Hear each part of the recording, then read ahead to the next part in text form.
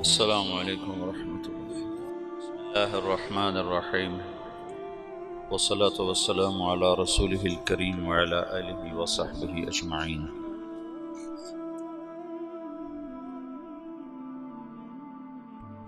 اس امت کو اللہ تعالیٰ نے دعوت الی اللہ کے لیے منتخب فرمایا۔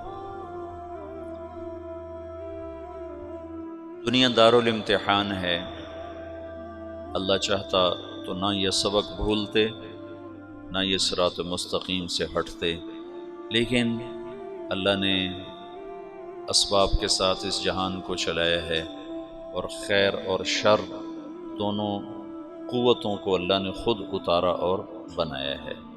ایک شیطان کی طاقت ہے جس کا کام گمراہ کرنا ہے، اس کے مقابلے میں انبیاء کا پاکیزہ سلسلہ ہے جن کا کام ہدایت پھیلانا ہے۔ یہ دونوں میدان عمل میں ہیں، جس کی دعوت چلے گی اس کی بات چل جائے گی۔ تو جو قرن اول ہے، قرن اول سے مراد 100 سال نہیں ہے۔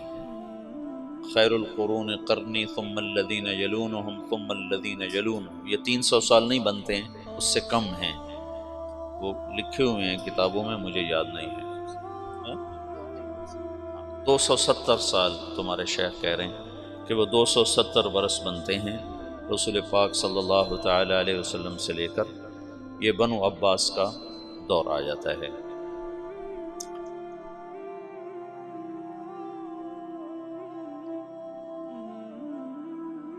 اللہ چاہتے تو ایسی فضائی نہ بنتی، لیکن امتحان ہے نا، لیبلوکم ایکم احسن عملا۔ قرن اول میں آپس میں توڑ پھوڑ بھی ہوئی ہے، لیکن رنگ دعوت ہی کا غالب ہے۔ یہ جو عقبہ بن نافع رضی اللہ تعالی عنہ نے وہ الجزائر کا مغرب کا سمندر جا کر گھوڑے ڈال دیے اور پھر وہاں سے واپس ہوئے اور بسکرہ میں شہید ہوئے، یہ یزید کا زمانہ ہے۔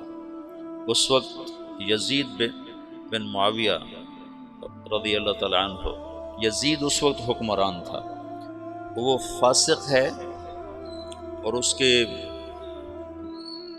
دور حکومت میں اسلامی تاریخ کا سب سے مظلومانہ واقعہ پیش آیا ہے، لیکن باہر کی فضا میں دعوت چل رہی ہے،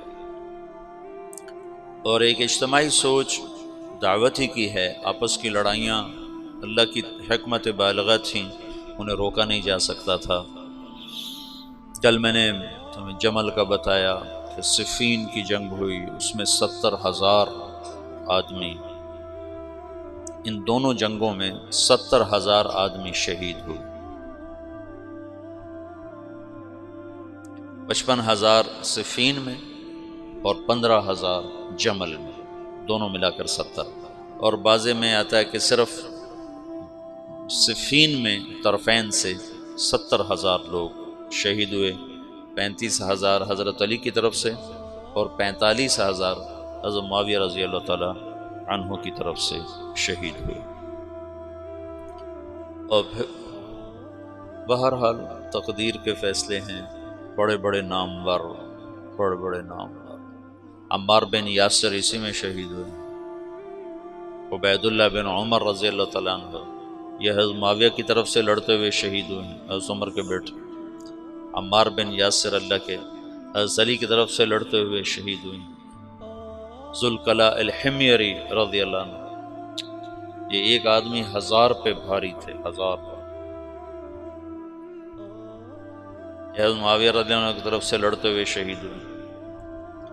ہاشم المرقال رضی اللہ تعالی عنہ یہ حضرت علی کی طرف سے لڑتے ہوئے شہید ہوئے ہیں، یہ بھی 1000 پہ بھاری تھے۔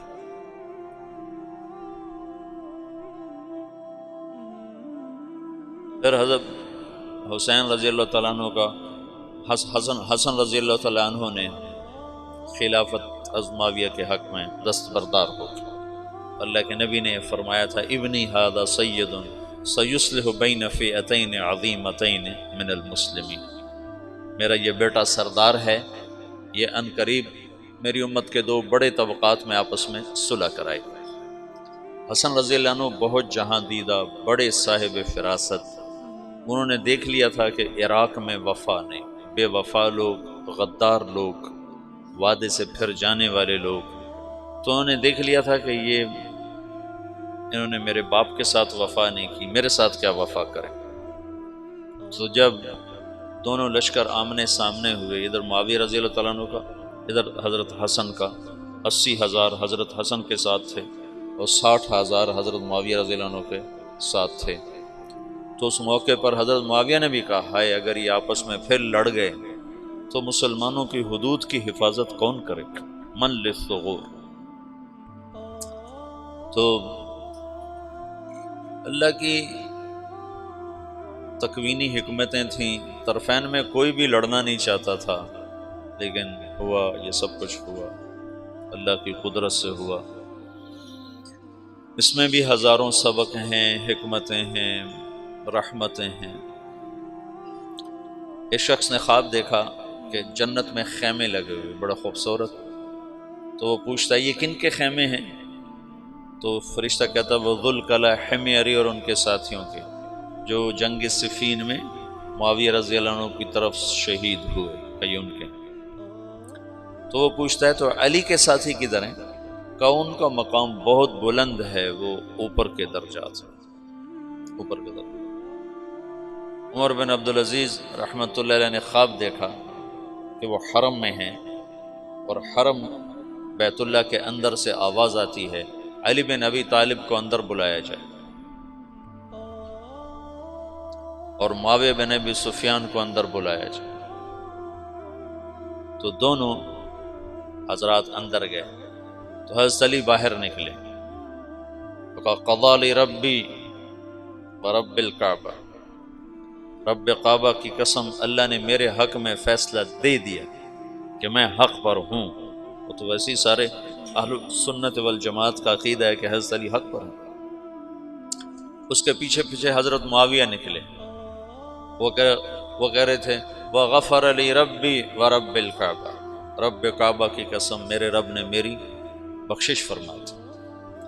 تو اصحابی کا نجوم بأیہم اقتدیتم اہتدیتم، اور اللہ اللہ فی اصحابی لا تتخذوہم من غرضا من بعدی فمن احبہم فبحبی احبہم ومن ابغضہم فببغضی ابغضہم۔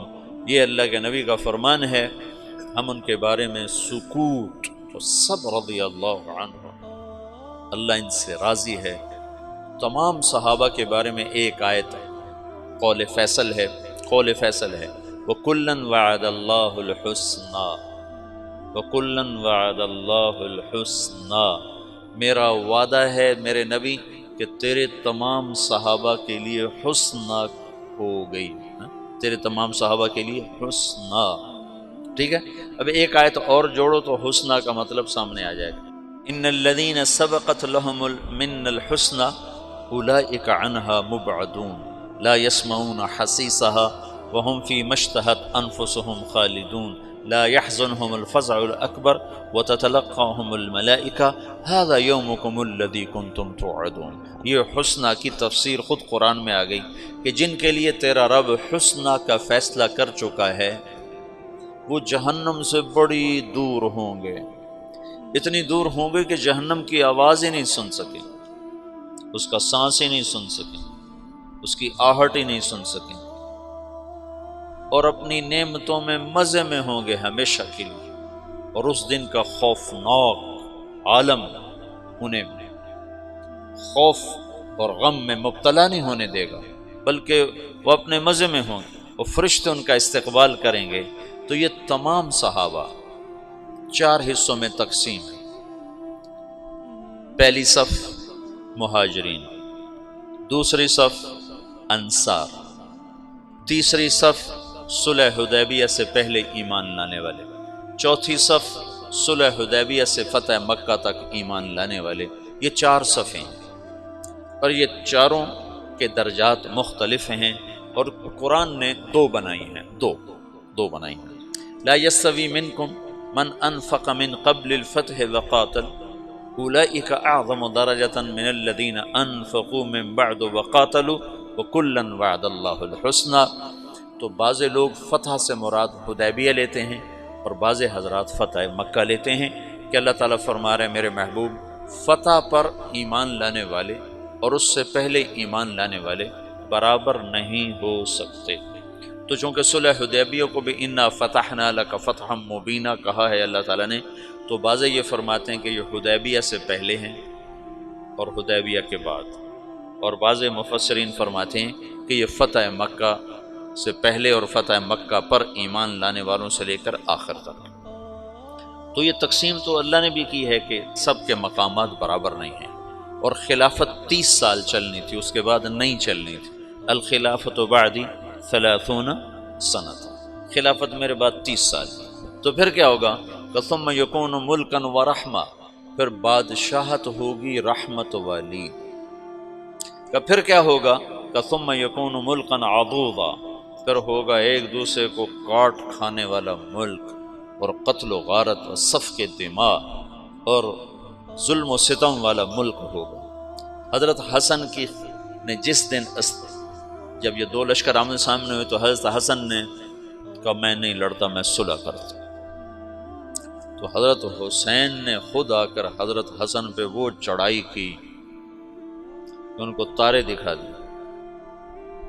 انہوں نے کہا بھائی انہوں نے تیرے باپ کے ساتھ وفا نہیں کی، تیرے بھائی کے ساتھ کہاں سے وفا کریں گے، میں جو کر رہا ہوں ٹھیک کر رہا ہوں۔ اور اللہ کے نبی کا فرمان سچا ہو رہا ہے کہ یہ میرا بیٹا 2 فریق میں صلح کرائے گا۔ اور لوگوں نے کہا مسود المسلمین، مسلمانوں کے چہرے سیاہ کرنے والا۔ تو انہوں نے کہا انا مبید المسلمین، میں مسلمانوں کے چہرے سفید کرنے والا، کہ میں نے تلواروں کو نیام میں ڈال دیا، آپس میں ٹکرانے کی بجائے دشمن کے آگے کر دیا۔ خلافت ختم ہو گئی 30 سال بعد۔ اب بادشاہت آنی ہے، بادشاہت۔ کسی بھی بڑے سے بڑے صحابی کو یہاں بٹھایا جاتا تو بادشاہت چلنی تھی، خلافت علی منہاج النبوہ نہیں چلنی تھی۔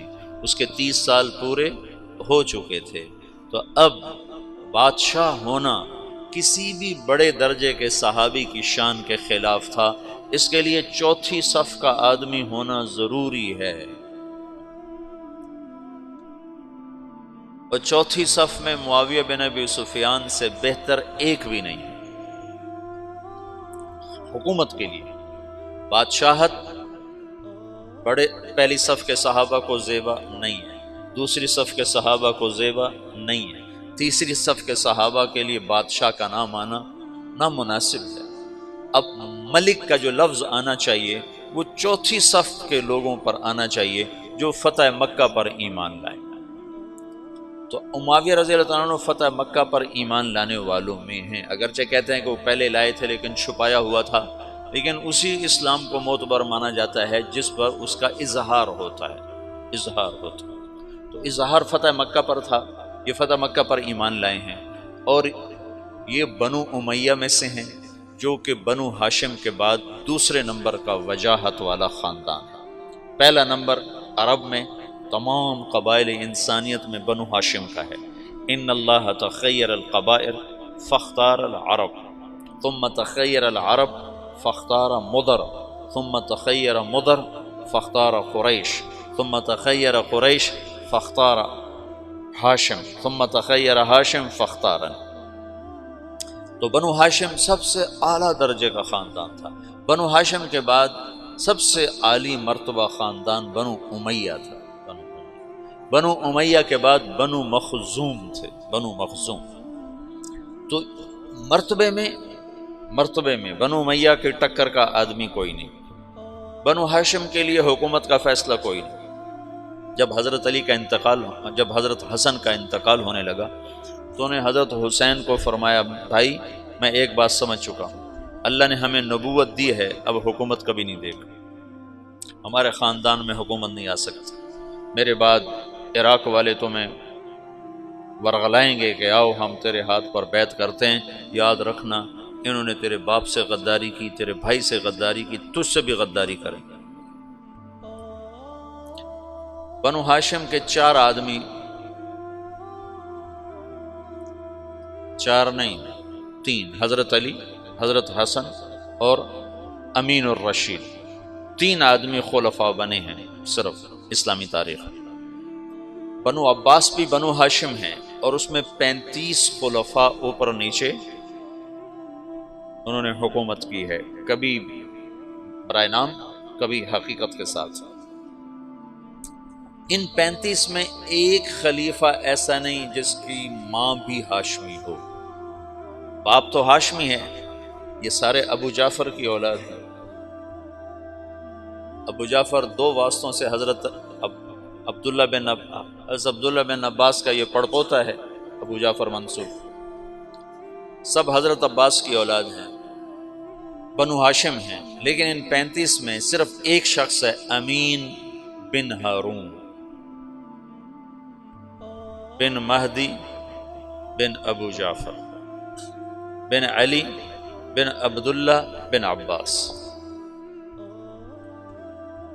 اس کی ماں بھی ہاشمی ہے، اس کا باپ بھی ہاشمی ہے۔ اس کی ماں زبیدہ ہے جو بنو ہاشم میں سے ہے، اور اس کا باپ ہارون ہے جو بنو ہاشم میں سے ہے۔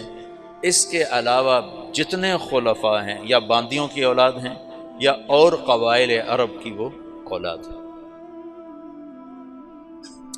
اور اوپر تک جاؤ، خود عبداللہ بن عباس ان کی ماں ہاشمی نہیں ہے، ان کی ماں ہاشمی نہیں ہے، ام فضل الہلالیہ وہ بنو ہلال میں سے ہے، بنو ہاشم میں سے نہیں ہے۔ ہاشمی النسل طرفین، نجیب الطرفین جن کو کہا جاتا ہے، یا علی یا حسن یا امین، اور ان تینوں کی حکومت اللہ نے نہیں چلنے تھی۔ کل تمہیں بتایا تھا علی رضی اللہ عنہ داڑھی پکڑ کے کہتے تو کب رنگین ہوگی، متا تو خزب حاضر۔ حضرت حسن نے 6 مہینے کے بعد خود ہی چھوڑ دی، اور امین کو اس کے بھائی مامون نے قتل کروا دی۔ 2 سال حکومت کی اور ختم۔ اور مامون الرشید باندی کا بیٹا تھا۔ تو بنو ہاشم کو حکومت نہیں ملنی تھی، کوئی حکمت ہے اللہ کی، جب نبوت دے دی تو نبوت کی شان کے خلاف ہے کہ نبیوں کی اولاد ظلم و ستم کرے اور تباہی بربادی کے نقشوں میں جائے، اور بادشاہت کے یہ لازمی خاصے ہیں، لہذا خالص ہاشمیوں کو الگ رکھا۔ خالص ہاشمیوں کے پاس دنیا شاید ہی کبھی آئی ہے۔ ایک دفعہ میں سوار ہوا عمرے کے لیے ٹیکسی پر، وہ جو وہ مسجد عائشہ سے عمرہ ہوتا، تو ایک بوڑھا منت تنعیم، تو مکے سے میں نے ٹیکسی کی اور تنعیم گیا۔ جاتے تو میں نے تعارف نہ کیا، وہاں اس کو ٹیکسی کو کھڑا کر دیتے ہیں، پھر واپسی پر اسی پر آتے۔ واپسی پر میں نے اس سے تعارف کیا، میں نے کہا تم کس قبیلے سے ہو؟ انہوں نے کہا انا من الاشراف، وہاں بنو ہاشم کو سادات کو اشراف کہتے ہیں، ہمارے یہاں سید کہتے ہیں۔ تو میں نے اس کو اشراف کے فضائل سنانا شروع کر دیا، تو وہ اس کا روتے روتے برا حال ہو گیا۔ جب میں حرم اترا 50 ریال طے کیے تو انہوں نے کہا نہیں میں تم سے نہیں لوں، نہیں لیا اس نے، تو تم نے مجھے سنا دیا ہے بھائی، یہی میرا معاوضہ ہے، نہیں چاہیے، چھوڑ دے۔ ایک دفعہ میں رات کو بیت اللہ کا طواف کر رہا تھا، بہت تھوڑا رش تھا، تو اس وقت حجر اسود کے سامنے جو زمزم کا کنواں تھا، اس کی نشانی کے طور پر ایسے گول پتھر، ایک گول نشان اوپر ہوتا تھا جسے پتہ چلتا تھا کہ یہاں نیچے زمزم کا کنواں ہے۔ وہاں ایک بوڑھا قرآن پڑھ رہا تھا نماز میں، صحیح۔ میں اس کے قریب سے گزروں طواف کرتے ہوئے نا، تو اس کی آواز میرے کان میں پڑی، تو بڑی دلکش آواز، عمر 70-80 سال کے درمیان، لیکن وہ قرآن اتنا خوبصورت پڑھ رہا تھا کہ میرا دل کھنچا اس کی طرف۔ تو میں طواف ختم کرنے کے بعد اس کے قریب جا کے میں نے نفل شروع کر دی، تو وہ اس وقت نماز پڑھ کے فارغ بیٹھا، وہ شعر پڑھ رہا تھا، اشعار میں نا اللہ اس کے رسول کی تعریف کے اشعار پڑھ رہا تھا، مجھے اشعار تو یاد نہیں۔ تو جب میں نے کان لگا کے سنے تو اس کے اشعار نے میرے اندر ایسے ہلچل پیدا کر دی، تو پھر میں نہ رہ سکا، میں بابے کے پاس چلا گیا، سلام کیا، میں نے کہا بابا جی شیخ الکریم من این انت؟ کہا انا من موریتانیہ۔ میں نے کہا الی من تنتسب؟ کہا انا من الاشراف۔ میں نے کہا بابا پھر ٹھیک ہے، تیرا کلام ایسا ہی ہونا چاہیے جو ہلا کے رکھ دو۔ تو اس پھول کو اللہ تعالیٰ نے صرف مہکنے کے لیے رکھا ہے، مرجھانے کے لیے نہیں، اور جب یہ دنیا میں جائے گا تو مرجھا جائے گا۔ اب اس میں مہدی آئیں گے آخر میں، حسن کی اولاد میں، جو بادشاہ نہیں تو مہدی بن کر آئیں گے، ہادی بن کر آئیں گے۔ تو اب خلافت سے بادشاہت آ رہی ہے، بادشاہت کے لیے بڑے صحابی کا ہونا مناسب ہے۔ تو اللہ نے حضرت معاویہ کا انتخاب کیا جو بنو امیہ میں سے ہیں، اور بادشاہت کے لیے چوتھی صف میں سے ہیں، اور حکومت کی تربیت پا چکے ہیں 18 برس سے۔ یزید بن ابی سفیان کو حضرت عمر رضی اللہ تعالیٰ نے شام کا گورنر بنایا تھا، دمشق کا۔ جب ان کا انتقال ہوا تو ان کی جگہ معاویہ رضی اللہ عنہ کو کوئی 22 سال کی عمر میں بنا دیا تھا گورنر۔ تو ابو سفیان نے پوچھا کہ دمشق کا گورنر کس کو بنایا عمر؟ کہا تیرے بیٹے معاویہ کو بنایا۔ کہا وصلت الرحم وصلک اللہ، وصلت الرحم وصلک اللہ۔ حضرت عمر کے دور سے حکومت شروع کی، عثمان رضی اللہ عنہ کے دور تک اور علی رضی اللہ عنہ کے دور تک 18 برس حکومت کے سارے راز سمجھ چکے ہیں۔ پھر اس کے بعد جنگ صفین کے بعد تحکیم کا واقعہ پیش آیا، تو اس کے بعد انہوں نے اپنے آپ کو امیر المومنین کا لقب لے لیا، اور پھر اس کے بعد حضرت حسن نے جب خلافت سے دستبردار ہو گئے تو بلا شرکت پھر ساری اسلامی سلطنت کے امیر المومنین بنے۔ تو حکومت کا تجربہ پہلے ہو چکا ہے، مزید 19 برس 38 سال حکومت کی، 19 سال بطور گورنر اور 19 سال بطور امیر المومنین۔ یہ پہلے بادشاہ ہے، لیکن یہ بادشاہ ہیں رحمت والے۔ اور ایک حدیث میں تھا احلم امتی معاویہ، میری امت کا حلیم ترین آدمی ہے معاویہ بن ابی سفیان۔ وہ فرمایا کرتے تھے مجھے معاف کرنے میں اتنا مزہ آتا ہے، مجھے ڈر لگتا ہے کہ کہیں مجھے کل قیامت کے دن اس کا اجر ہی نہ ملے۔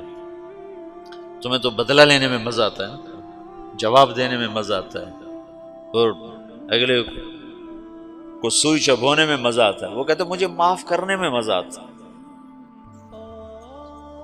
اور ایسا مزہ ہے کہ مجھے ڈر لگتا ہے کہیں مجھے اللہ یہ نہ کہہ دے تو اپنے مزے کے لیے کرتا تھا۔ ان کی بردباری نے، ان کے حلم نے ساری امت کو جوڑ دیا، اور پھر دعوت کی گاڑی چل پڑی، اور پھر روم کی طرف لشکر کشی۔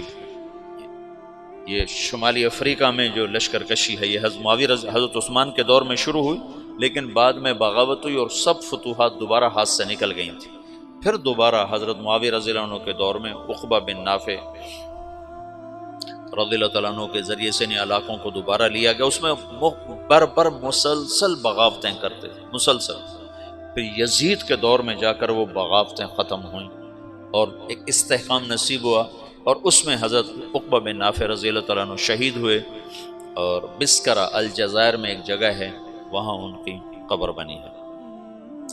اور ابو لبابہ رضی اللہ عنہ آپ کے تیونس میں مدفون ہیں، ابو لبابہ رضی اللہ تعالیٰ عنہ۔ تو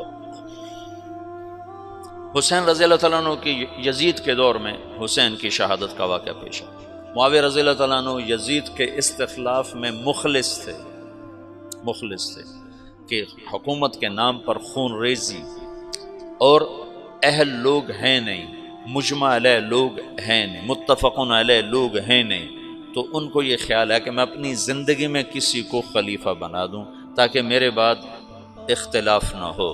پر اللہ کی تقدیر کہ سب سے بڑا اختلاف ہی اسی کے دور میں ہوا، تو اتنا کہا لم یبقى الا ابنی و ابناؤہم و ابنی احق۔ اور بات یہ ہے کہ جب کوئی سیاسی طور پر طاقت پکڑتا ہے تو اس کا ایک مضبوط جتھا بن جاتا ہے، اس جتھے کی وابستگیاں ہو جاتی ہیں اس خاندان کے ساتھ، ان کو وہاں سے ہٹانا بڑا مشکل ہوتا، بڑا مشکل ہوتا۔ میں تو تاریخ کو تبلیغ سے بڑا سمجھتا ہوں۔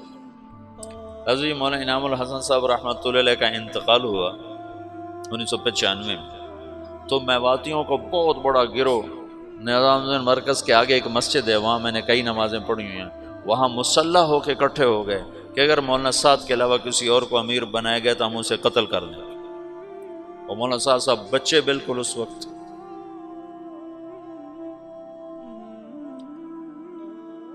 30 سال بھی عمر نہیں تھی اس وقت ان کی،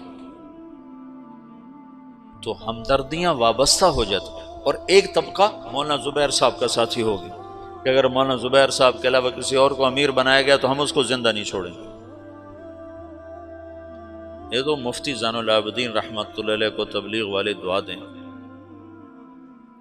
جو اس وقت ان کی صلاحیتیں کھل کر سامنے آئیں۔ وہ فتوے کے مفتی تو اتنے نہیں تھے کہ وہ بعد میں مطالعے کا موقع ہی ختم ہو گیا، شروع میں افتاء میں کام کیا تو اس سے مفتی کہلانے لگے، لیکن بعد میں تو ان کے سفر تھے، لیکن تبلیغ کا مفتی شاید ہی ماں نے ایسا جنا جس نے اتنے بڑے اختلاف کو ایسے جوڑا۔ آج کل کے یہ مفتی ہیں نا، یہ ناقل ہیں، ناقل، یہ جتنے تمہارے دارالافتاء میں بیٹھے ہوئے جن کو آپ کہتے ہو مفتی صاحب مفتی صاحب، یہ مفتی نہیں ہیں، یہ ناقل ہیں۔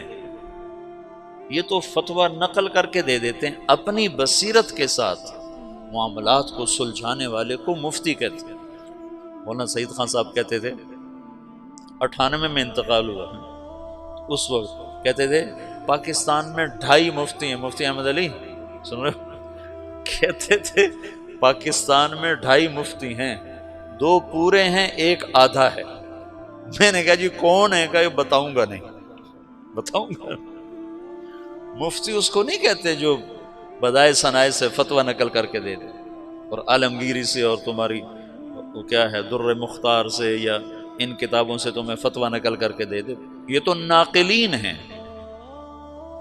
اب تو یہ بے وقوف 1 سال تخصص میں کرنے کے بعد خود اپنا نام کے ساتھ مفتی لکھتا ہے، مفتی طارق جمیل۔ الو کو عبارت پڑھنی نہیں آتی اور خود اپنے نام کے ساتھ مفتی لکھواتا ہے۔ مفتی کا مطلب ہے مفت کی کھانے والا، ویلیاں کھاوانا۔ مفتی اس کو کہتے ہیں جو اپنی بصیرت کے ساتھ مسائل کی گتھیاں سلجھا دے۔ ساری زندگی مفتی صاحب رحمۃ اللہ علیہ کی قدر، اللہ کا شکر ہے تمام اکابر کی قدر دل میں رہی، تو مفتی صاحب کا روب داب، جلال اور شاہی ٹھاٹ باٹ ایسے ذرا بودھ رہتا تھا، لیکن پہلی دفعہ ان کی عظمت اور ہیبت سامنے آئی جب 95 میں حضرت جی رحمۃ اللہ علیہ کا انتقال ہوا، اور جیسے انہوں نے تبلیغ والوں کو سنبھالا، مفتی صاحب نہ ہوتے تو نظام الدین میں پھڈا پڑ جاتا اور رائمنڈ والے نظام الدین سے الگ ہو چکے ہوتے۔ اس بندے نے ایسے جوڑ اصل مفتی ہونے کا حق ادا کیا، وہ زین العابدین کے نام کا حق ادا کیا۔ تو میں اس سے یزید کے استخلاف کو سمجھا کہ معاویہ رضی اللہ عنہ بے بس تھے، کہ سیاسی وابستگیاں اور محبتیں خاندانوں کے ساتھ وابستہ ہو جاتی ہیں، شورائی نظام نہیں چل سکنا تھا، یہ ایک طبعی چیز ہے، یہ ہو جانا تھا۔ بیرم خان ہندوستان میں بہت بڑا نام ہے، بیرم خان ابراہیم خان خانہ کا والد تھا، اور بڑا عظیم انسان گزرا ہے، اللہ اس کی بخشش کرے، بڑا عظیم انسان تھا۔ مغل خاندان کے لیے اس کی بڑی خدمات ہیں۔ ہمایوں مر گیا تو اکبر 12 برس کا تھا، کل 12 برس کے بچے کا سر اتار کے تخت پہ بیٹھنا کیا مشکل تھا بیرم خان کے لیے، کہ ساری فوج بیرم خان کے ہاتھ میں تھی، لیکن اس نے اکبر کو تخت پر بٹھایا اور خود اس کا نوکر بن کے زندگی گزاری، اور جب تک وہ پروان نہیں چڑھا اس پر چھاؤں کر کے کھڑا رہا۔ یہ جذبات وابستہ، اللہ کا نظام ہے، جب وہ کسی کو بادشاہی دیتا ہے تو پھر اس کے مطابق وہ نظام چلا دیتا ہے۔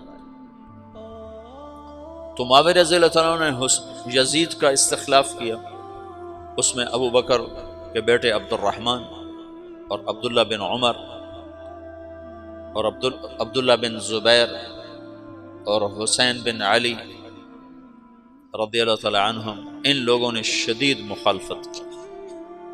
بہرحال میں صرف تمہیں اس سے تاریخ سے گزارنا چاہتا ہوں، میں اصل دعوت کا پس منظر بتا رہا ہوں کہ دعوت کتنا عظیم کام ہے، کتنے اتار چڑھاؤ آئے، اور اللہ نے اس امت کو اپنے اصل منصب پر کسی نہ کسی درجے میں باقی رکھا، اور آج پھر دوبارہ لوٹا دیا ہے، لوٹ پیچھے کی طرف اے گردش ایام تو۔ غزل اس نے چھیڑی مجھے ساز دینا، ذرا عمر رفتہ کو آواز دینا۔ یہ عمر رفتہ جو پیچھے بیت گئی، یہ وہ آواز ہے، یہ آواز کہن ہے، شراب کہن پھر پلا ساقیہ، وہی جام گردش میں لا ساقیہ۔ یہ وہی قرن اول کا ہیرا ہے دعوت، جس کو مولانا الیاس کے ذریعے سے اللہ تعالیٰ نے زندہ فرمایا۔ اس کے سامنے ہر محنت چھوٹی پڑتی جائے گی، چھوٹی پڑتی جائے گی، چھوٹی پڑتی جائے گی۔ اس محنت میں لگنے والوں کے درجے قیامت کے دن تم بڑے بلند دیکھو گے، دیکھنے میں وہ نہ اکابر میں ہوں گے نہ اصاغر میں ہوں گے تمہاری نظروں میں، لیکن وہ قیامت کے دن دیکھو گے کہ بڑے بڑے مشائخ بھی ان کے آگے تمہیں چھوٹے نظر آئیں گے، کہ کہاں سارے عالم کو سامنے رکھ کر محنت کرنا، قدم اٹھانا، کہاں صرف ایک ذات کو سامنے رکھ کر محنت کرنا، زمین آسمان کا فرق۔ تو یزید کے استخلاف میں حسین رضی اللہ تعالیٰ عنہ کی شہادت کا واقعہ پیش آیا۔ یزید کے بارے میں ایک گروہ ہے جو اس کو کافر کہتا ہے، یہ بھی غلط ہے۔ ایک گروہ اہل سنت والجماعت سے خارج ہو چکا ہے، وہ یزید کو رضی اللہ عنہ کہتا ہے اور امیر المومنین کہتا ہے، اور انتہائی خرافات واہیات الفاظ استعمال کرتا ہے اس کی برات کے لیے۔ اس قدر اس کی برات میں آگے جاتے ہیں کہ اہل بیت کی شان میں کمی آتی ہے۔ اہل بیت تو ہمارا سرمایہ، اہل بیت تو ہمارے ایمان کا، ان سے محبت نہ کرنا ایمان کی کمی ہے، ان سے محبت کرنا ایمان کا حصہ ہے۔ اللہم انی احبہما فاحبب من احبہما۔ حسن حسین کے بارے میں اللہ کا نبی کہہ رہا ہے، یا اللہ جو ان سے پیار کرے تو بھی ان سے پیار فرما۔ تو افراط و تفریط تو ہلاکت۔ ایک اس کو امیر المومنین بنانے کے چکر میں پڑ گیا، یہ بھی صراط مستقیم سے ہٹے ہوئے لوگ، اور ایک ان کو اس کو کافر بنانے پہ لگ گیا، یہ بھی صراط مستقیم سے ہٹے ہوئے لوگ ہیں۔ وہ فاسق تھا، ظالم تھا، سفاک تھا، اس کا معاملہ اللہ کے سپرد ہے۔ یہ واقعہ پیش آنا تھا، اللہ کی تقدیر تھی حضرت حسین کے لیے یہ شہادت عظمیٰ، یہ مقام لکھا جانا تھا۔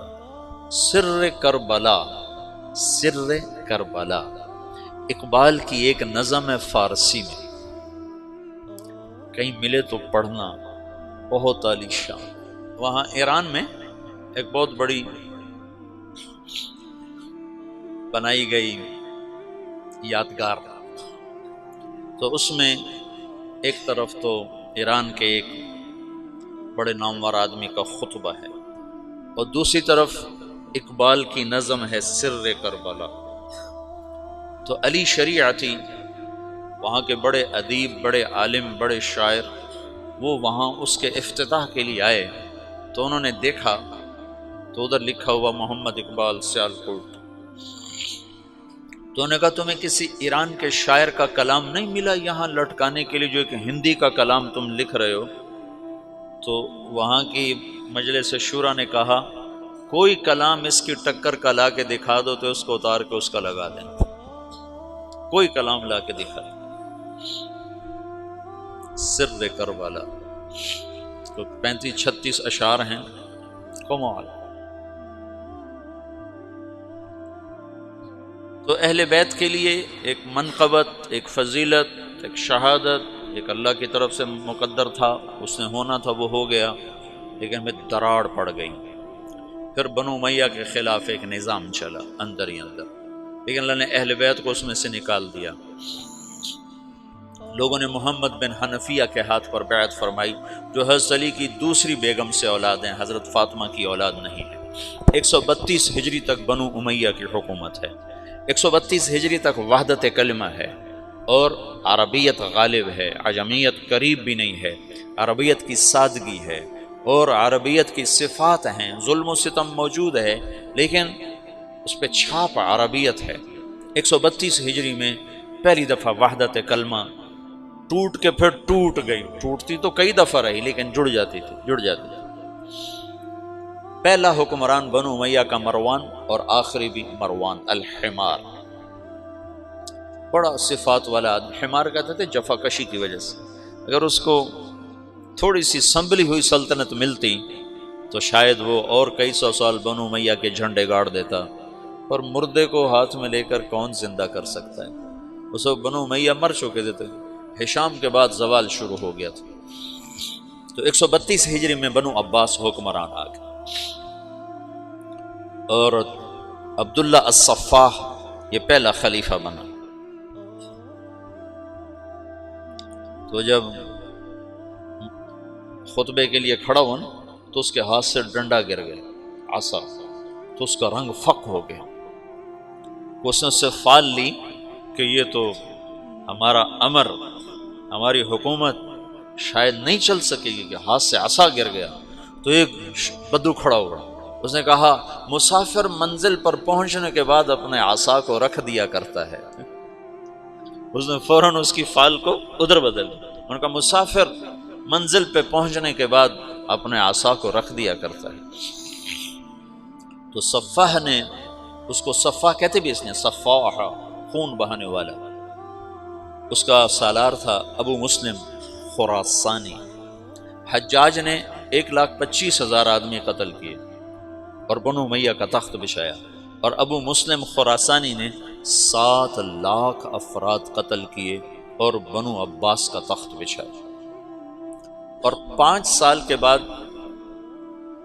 پہلا توڑ ہوا کہ اندلس کی حکومت الگ ہو گئی۔ اندلس میں ایک لڑکا نوجوان عبد الرحمن بن معاویہ بن ولید بن یزید بن عبد الملک بن مروان، یہ 20 برس کی عمر میں دھکے کھاتا یہ پہلے افریقہ میں پھرتا رہا، اندلس، الجزائر، مراکش سب بنو امیہ تھے، پھر یہ دریا پار کیا، سمندر پار کیا اور اندلس پہنچ گیا۔ وہاں اس کو بنو امیہ کے کچھ خیر خواہ مل گئے تو اس نے وہاں حکومت کی داغ بیڑ ڈالی، 600 آدمیوں کے ساتھ 20,000 کے لشکر کو شکست دی۔ بہت خوبصورت آدمی تھا، بڑا جواں مرد، بڑا جواں ہمت، بڑا عالی حوصلہ۔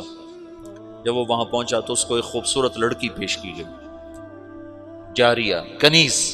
کہنے لگا اس میں مشغول ہوتا ہوں تو اپنے مقصد کو بھولتا ہوں، اور مقصد میں لگتا ہوں تو اس کا حق ادا نہیں کر پاتا، تو میں اپنے مقصد پہ ہر شے قربان کر سکتا ہوں، مقصد کو نہیں قربان کر سکتا۔ جب اللہ مجھے میرا کھویا ہوا مقام دے دے گا تو ایسی باندیاں اور بہت مل جائیں گی۔ تو اس نے اس کو نہیں قبول کیا، تو صرف 600 کے ساتھ 20,000 کے لشکر کو شکست دے کر بنو امیہ کی داغ بیل ڈالی، اور پھر 350 سال بنو امیہ نے اندلس پر حکومت کی بڑی شان و شوکت کے ساتھ۔ پھر اس کو ختم کیا ابو عامر، ایک یمنی نوجوان تھا۔ وہ مردے کو مارنا کون سا مشکل کام ہوتا ہے، ہر حکومت ایک حد تک چلتی ہے پھر زوال کا شکار ہوتی ہے۔ تو امت 2 حصوں میں تقسیم ہوئی 137 ہجری میں جب بنو امیہ الگ ہو۔ پھر اس کے بعد 232 ہجری میں جا کر متوکل قتل ہوا اور اس کا بیٹا متنصر حاکم بنا، تو ترکوں کا غلبہ ہو گیا، ترک غالب آئے۔ ترکوں نے عباسی خلفاء کو کھلونا بنایا، اور 3 صدی میں اسماعیلیہ کی تحریک چلی، اور انہوں نے مشرقی اپنا شمالی افریقہ جو بلاد عرب جہاں علم تھوڑا تھا، بربر تھے اور علم کی کمی تھی، وہاں اسماعیلی شیعہ کے دعات پہنچے اور انہوں نے وہاں اسماعیلی سلطنت کے لیے فضا مہیا کی، اور پھر وہاں المہدیہ پہلا شہر بسایا۔ وہ میں پہلے سمجھتا تھا الجزائر میں ہے، رات تمہارے شیخ نے بتایا کہ وہ تونس میں ہے، الجزائر قریب من الجزائر، ہاں ہاں، اللہ اکبر۔ انہوں نے المہدیہ کو دارالحکومت بنایا، پھر اس کا سردار تھا جوہر، اس نے مصر فتح کیا، اس کے بعد پھر یہ اسماعیلی سلطنت منتقل ہو گئی مصر میں، تو اسلامی سلطنت 3 حصوں میں تقسیم ہو گئی، ایک بنو عباس، ایک اسماعیلی شیعہ اور ایک بنو امیہ، اس طرح یہ ٹکڑوں میں تقسیم ہو گئے۔ پھر اس کے بعد مراکش الگ ہو گیا، وہاں حکومت قائم ہو گئی موحدین کی، پھر مرابطین کی، پھر اس طرح وہ آگے تقسیم در تقسیم چلتے چلے گئے۔ پھر بنو عباس 232 سے 334 تک ترکوں کا غلبہ ہے اور کٹ پتلی ہیں، پھر 334 سے لے کر 446 تک خالص شیعہ حکمران قابض ہو گئے اور بنو عباس پر شیعہ غالب آ گئے۔ تو یہ 334 سے 446 تک ادھر اس نسلی شیعہ حکمران ہیں، اور ادھر مصر اور شام کے بہت سے علاقے اور سارا شمالی افریقہ اور حجاز کا بہت سا علاقہ، بلکہ خود حرمین شریفین یہ اسماعیلی شیعہ کے قبضے میں ہیں، پوری اسلامی سلطنت شیعوں کے قبضے میں۔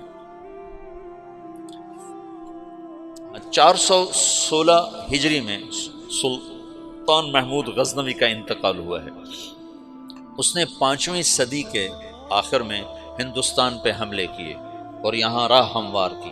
پھر شہاب الدین غوری نے یہاں اسلامی سلطنت کی بنیاد رکھی۔ یہ ایک سلطنت مضبوط تھی اہل السنہ والجماعہ کی، جو خاندان غلامہ کہلاتی ہے۔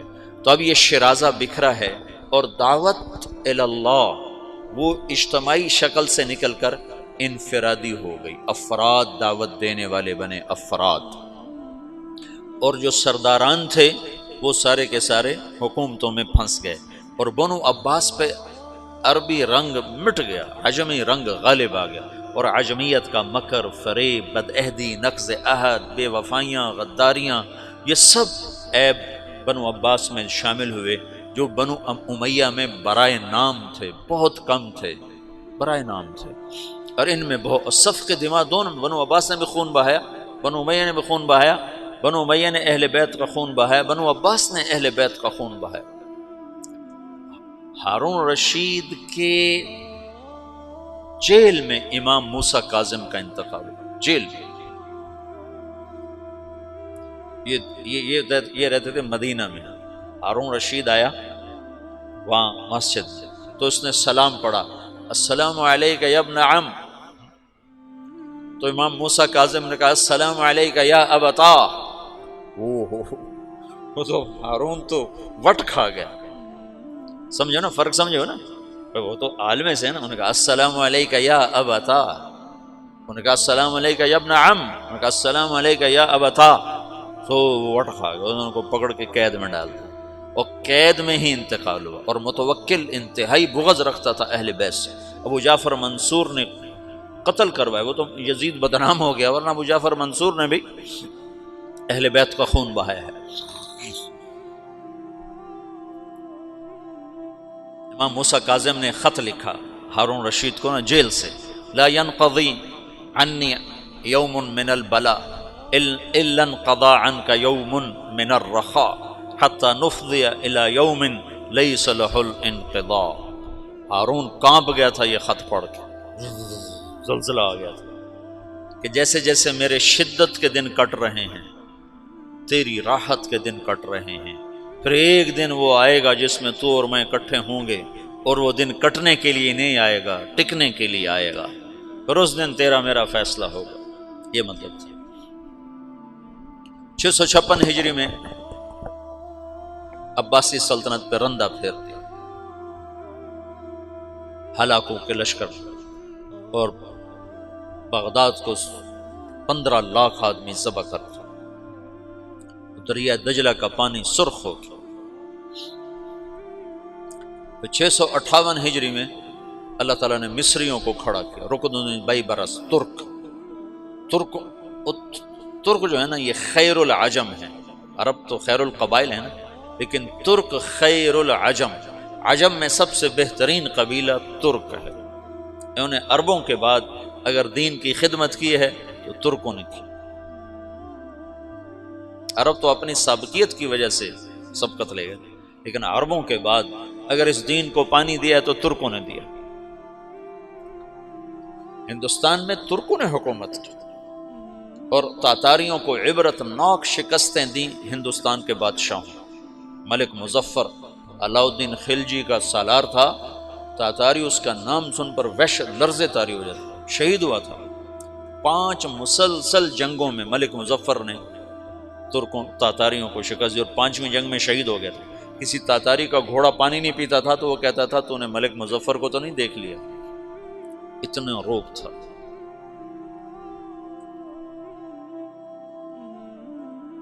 اور محمد تغلق کا غیاث الدین بلبن کا بیٹا محمد، یہ ملتان کا حاکم تھا، یہ بھی تاتاریوں کے ساتھ جنگ میں شہید ہوا تھا، لیکن اس کا بھی ایسا روب چھایا تھا تاتاریوں پر کہ کئی سال تک اس کی دہشت ان پر طاری رہی تھی۔ تو ایک ہندوستان خطہ ہے جس میں چنگیزیوں کو مسلمانوں نے مار کے بھگایا، اور وہ سب اتراک تھے۔ یہ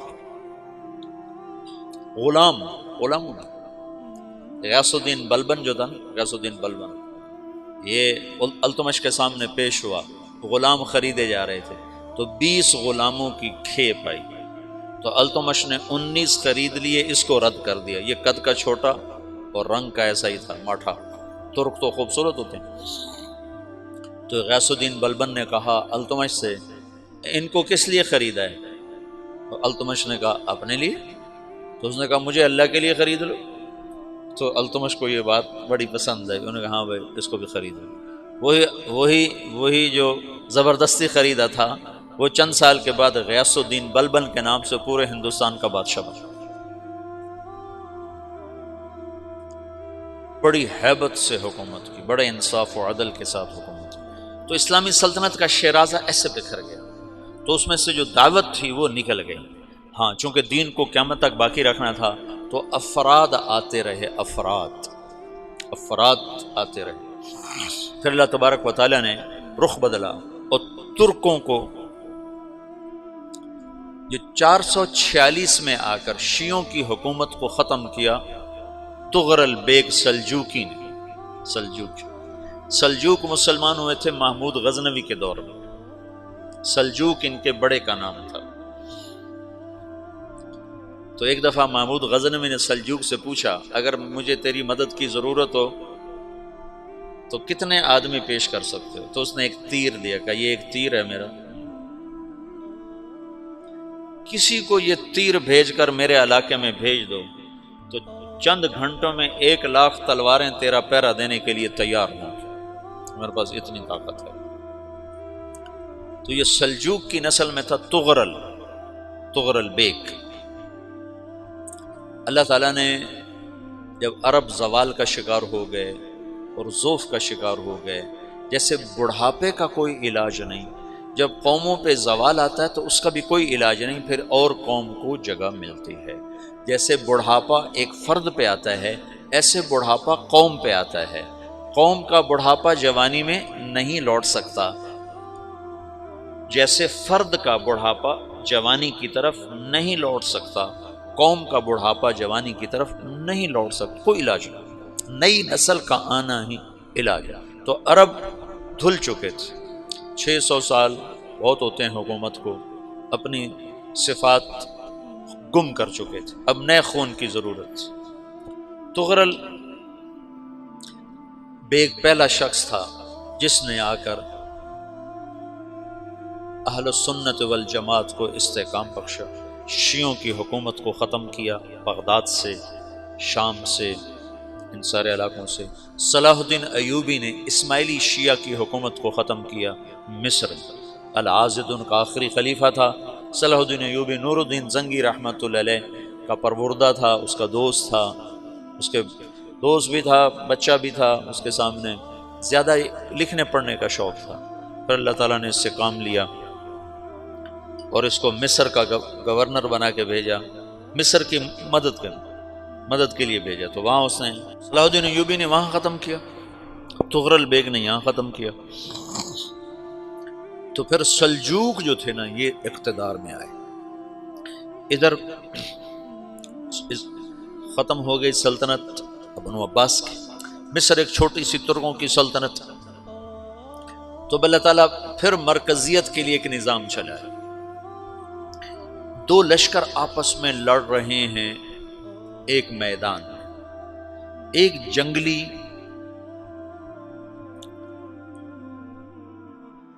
بدوؤں کا قافلہ، جنگل کے لوگ اپنے قبیلے کو لے کر، ایک جنگلی قبیلہ اپنے سردار کے ساتھ نقل مکانی کر رہا ہے ایک جگہ سے دوسری جگہ۔ اللہ کا نظام کہ یہ لوگ چلتے چلتے چلتے اس وادی میں پہنچ گئے جہاں جنگ ہو رہی ہے، دو لشکر آپس میں لڑ رہے ہیں۔ جب یہ وہاں پہنچتے ہیں تو ایک لشکر کے قدم اکھڑ رہے ہیں اور دوسرا غالب آ رہا ہے۔ ان کو نہیں پتا شکست کھانے والے کون ہیں اور فتح پانے والے کون ہیں، ان کو نہیں پتا۔ اس جنگلی قبیلے کے سردار کا نام بھی تغرل ہے، تغرل۔ تو یہ سردار کہتا ہے جو شکست کھا رہے ہیں ان کی مدد کرو، کچھ پتہ نہیں کون ہے، کہتا جو شکست کھا رہے ہیں ان کی مدد کرو۔ تو 400 وحشی جنگلیوں نے فاتح لشکر کے پیچھے حملہ کر دیا۔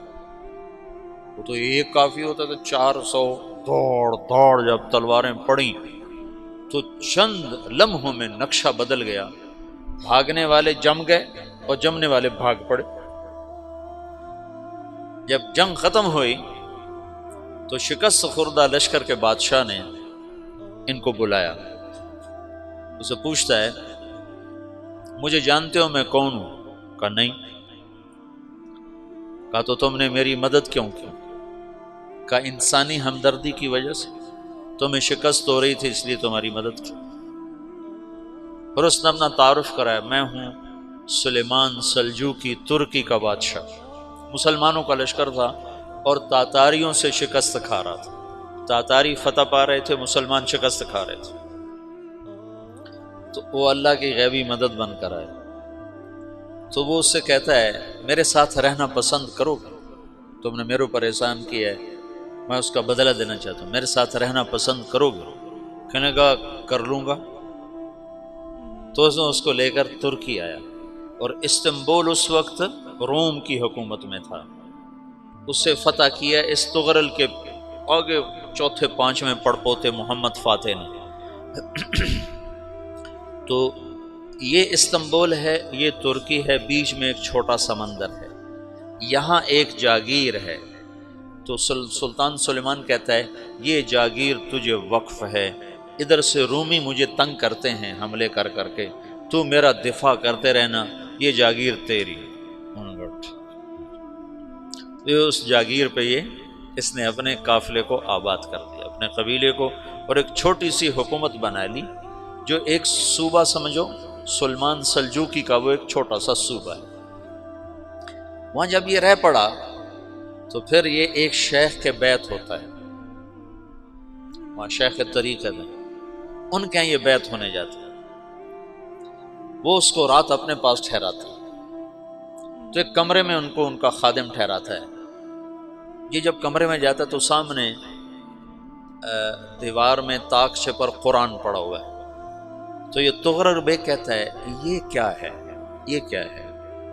تو وہ خادم کہتا ہے یہ کتاب اللہ ہے، قرآن ہے۔ اچھا، وہ اس کو وہاں چھوڑ کے باہر چلا جاتا ہے۔ وہ دیہاتی آدمی، جنگل کا رہنے والا، پہلی دفعہ زندگی میں قرآن دیکھا، وہ کہتا ہے یہ قرآن ہے، اللہ کی کتاب ہے، میں اللہ کی کتاب کے سامنے سو جاؤں، کتنی بے ادبی ہے۔ تو اس نے ایسے قرآن اٹھایا اور سر پہ رکھ لیا اور کھڑا ہو گیا، ساری رات قرآن سر پہ رکھ کے کھڑا رہا۔ رات کے پچھلے پہر اس کو خواب آیا،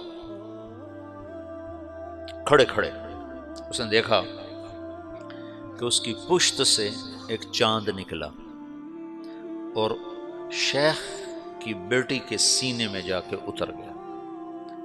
پھر اس لڑکی کے سینے سے ایک درخت نکلا جو پھیلتے پھیلتے پھیلتے 3 بر اعظم پہ چھا گیا، افریقہ پر، یورپ پر، ایشیا پر۔ پھر اس کی آنکھ کھل گئی، وہ کھڑا ہوا ہے تو اس نے صبح یہ خواب اپنے شیخ کو سنایا، تو انہوں نے اپنی بیٹی اس کے نکاح میں دے دی۔ اس بیٹی سے ایک بچہ پیدا ہوا، تغرل بیگ نے اس کا نام رکھا عثمان، عثمانی ترک نام سنا ہوا، جو میں نے کل بتایا تھا کہ 1924 میں وہ خلافت ختم ہوئی۔ تو ایک بیٹا پیدا ہوا عثمان۔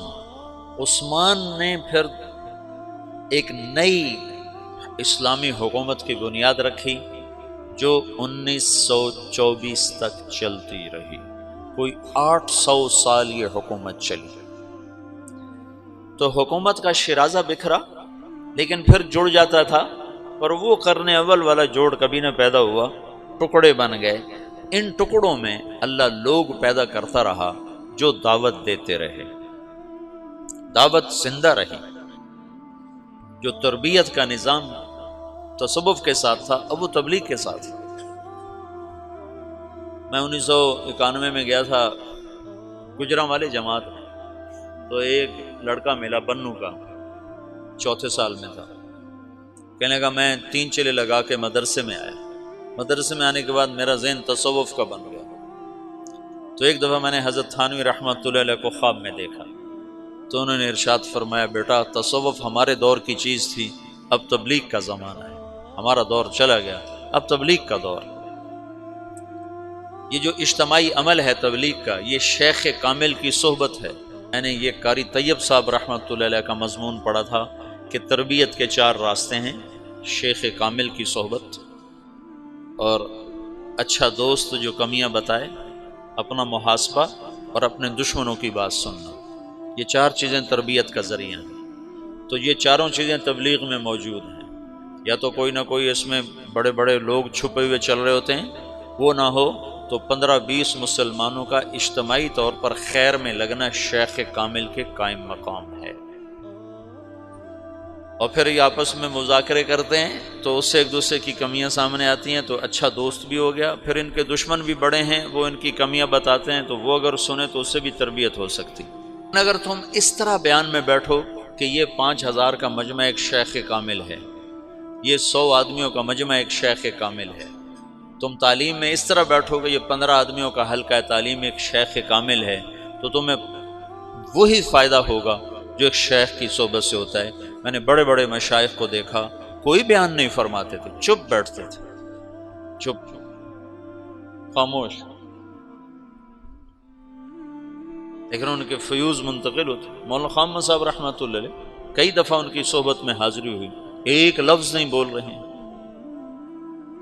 اور مولانا انعام الحسن صاحب رحمۃ اللہ علیہ 2 مہینے میں مستقل ان کی صحبت میں نظام الدین میں رہا، ایک لفظ نہیں بولتے تھے، بس ایسے بیٹھے، ہم بھی بیٹھے رہتے تھے۔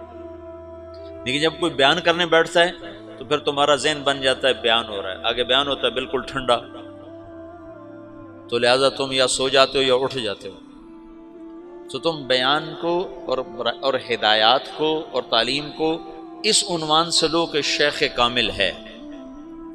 اچھا، یہ میں نے ان سے بات کی اور میں چلا گیا اسلام آباد کے اجتماع پر، اپنی دعوت خود سامنے آ گئی، الخیل واللیل والبیداء تعرفنی الضرب والقرطاس کہ الطعن والضرب والقرطاس والقلم۔ وہ متنبی کے غلام نے کہا کدھر بھاگتے ہو؟ این انت من قولک الخیل واللیل والبیداء تعرفنی، کہ قتلتنی قاتلک اللہ، اور واپس آ کے لڑا اور مر گیا۔ وہ میں جب پہنچا اسلام آباد کے اجتماع پر تو مجھے یاد آ گیا کہ میں نے کہا تھا شیخ کامل، میں نے کہا ابھی مارے گیا، اب تو بیٹھنا پڑے گا شیخ کامل، کبھی نہیں بیٹھا۔ مولانا سعید خان صاحب کے بعد کوئی نہیں بیٹھا،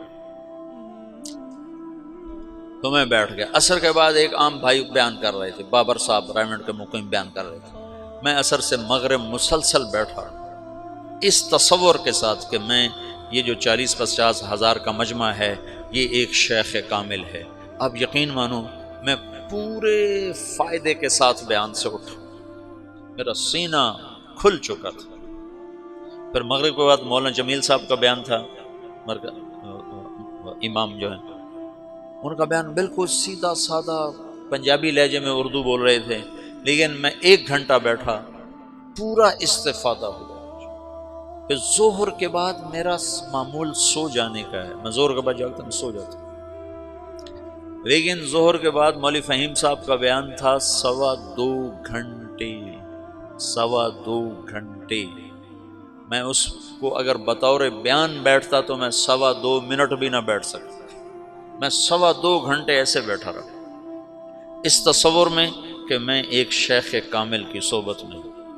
مجھے اتنی نورانیت محسوس ہوئی، اتنا مجھے نفع ہوا کہ میرا 1 منٹ کے لیے جی نہیں چاہا کہ بیان ختم ہو جائے اور ہم اٹھیں۔